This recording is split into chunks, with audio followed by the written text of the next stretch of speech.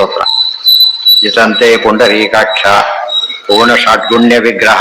ಆ ಹೆಸರು ಬರಲಿಕ್ಕೆ ಅದೇ ಕಾರಣ. ಪ್ರತಿ ಅಧ್ಯಾಯಕ್ಕೂ ಜಿತಂತೆ ಜಿತಂತೆ ಜಿತಂತೆ ಅಂತ ಬರೋದ್ರಿಂದ ಆ ಸ್ತೋತ್ರಕ್ಕೆ ಹೆಸರು ಬಂದವೆ. ಜಿತಂತೆ ಪುಂಡರೀಕಾಕ್ಷ ಪೂರ್ಣ ಷಾಡ್ಗುಣ್ಯ ವಿಗ್ರಹ ಪರಾನಂದ ಪರಬ್ರಹ್ಮ ನಮಸ್ತೆ ಚತುರಾತ್ಮನೇ. ಅದೆಲ್ಲ ಆದ್ಮೇಲೆ ಎಲ್ಲಿ ಬಂದಿತ್ತು?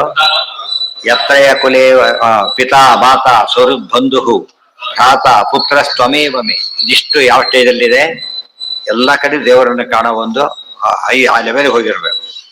ವಿದ್ಯಾ ಧನಂ ಕಾಮಶ್ಚ ನಾಣ್ಯ ಕಿಂಚಿತ್ ತ್ವಯ, ನಿನ್ನ ಹೊರತು ಬೇರೆ ಯಾವುದೂ ಇರಲಿಕ್ಕೆ ಸಾಧ್ಯ ಇಲ್ಲ.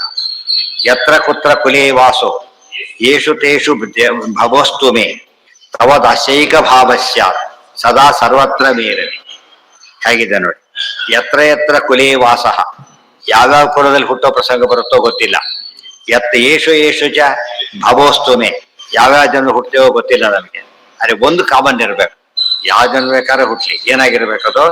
ತವ ದಾಸ್ಯೈಕ ಭಾವ ಸ್ಯಾತ್ ಸದಾ ಸರ್ವತ್ರ ಮೇರಲಿ.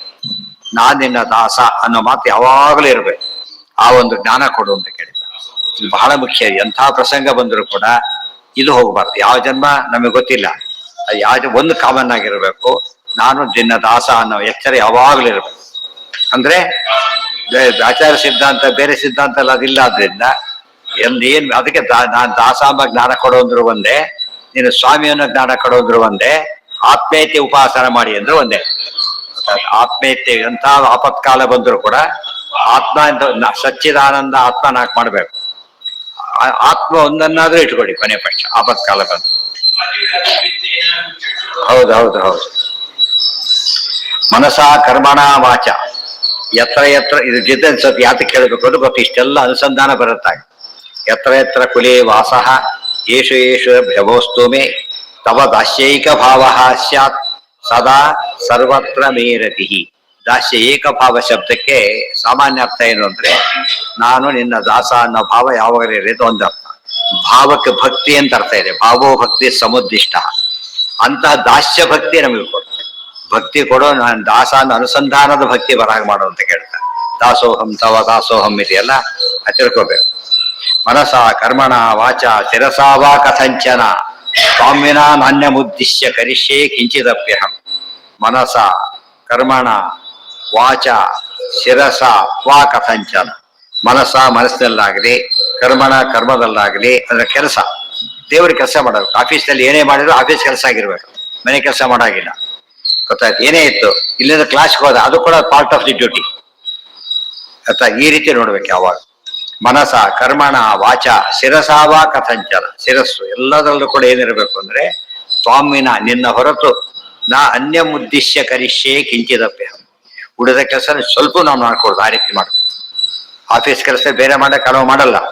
ಮಾಡಿದ್ರೆ ಅಪರಾಧ. ಅದು ಡಿಸ್ಮಿಸ್ ಮಾಡೋ ರೈಟ್ ಇದೆ. ಒಂದು ಕಾರಣ ಸಾಕು, ಆಫೀಸ್ ಕೆಲಸ ಮಾಡ್ತಾ ಇಲ್ಲ. ಹೌದು,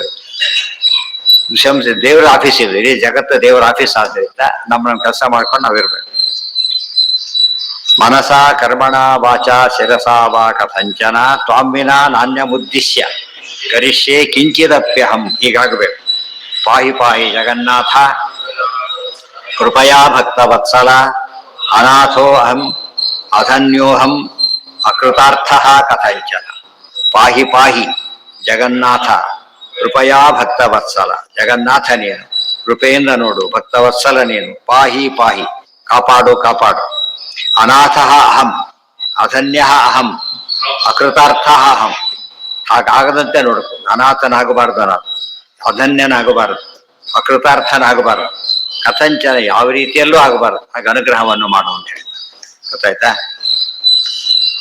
ದುಶಂಸಹ, ಅದಕ್ಕೆ ದಾಸರ ಹಾಡುಗಳೆಲ್ಲ ಅರ್ಥ ಆಗತ್ತ.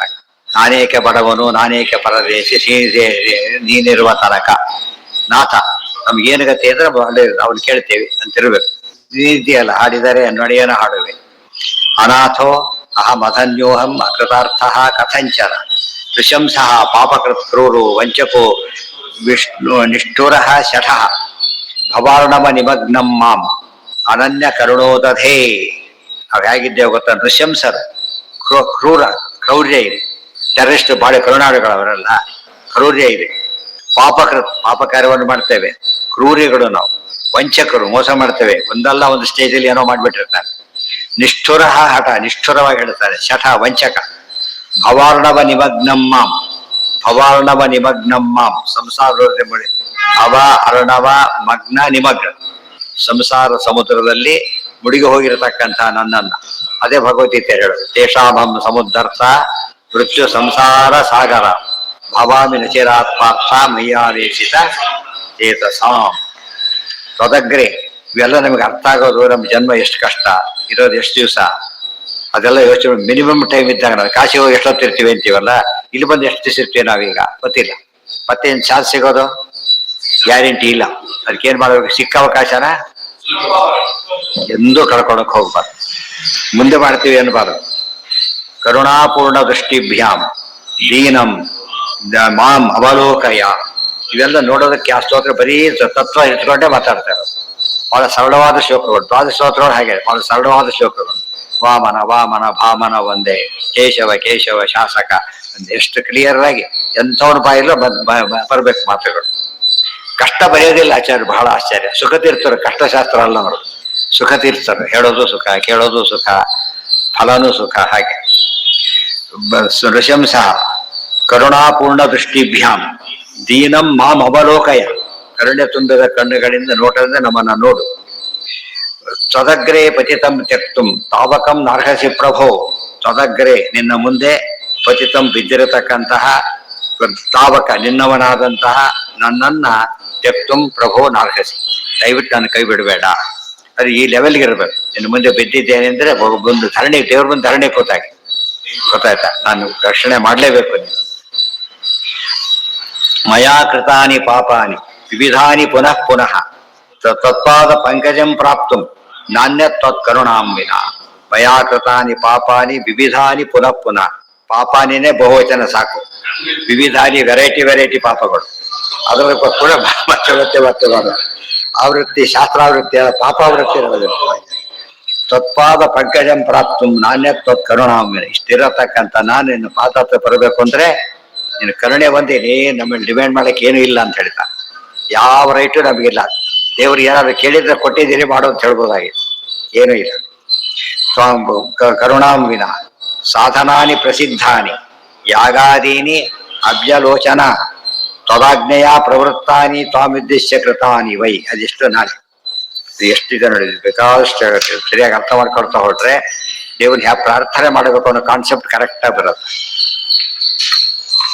ಅದಕ್ಕೆ ಪೂಜೆ ಮಾಡ್ಬೇಕಾದ್ರೆ ಯಾಕೆ ಹೇಳ್ಬೇಕು ಅಂದ್ರೆ, ಈ ಭಾವನೆಯಿಂದ ಹೇಳಿದಾಗ ಏನಾಗತ್ತದ ನಿಜವಾದ ಅಭಿಷೇಕ ಆಗುತ್ತೆ. ಇತಂತೆ ಇತಿ ಸ್ತೋತ್ರಂಚ ಪತನ್ ಸಂಸ್ಥಾಪಯೇ ಧರಿಂ ಅಂತ ಹೇಳಿದ.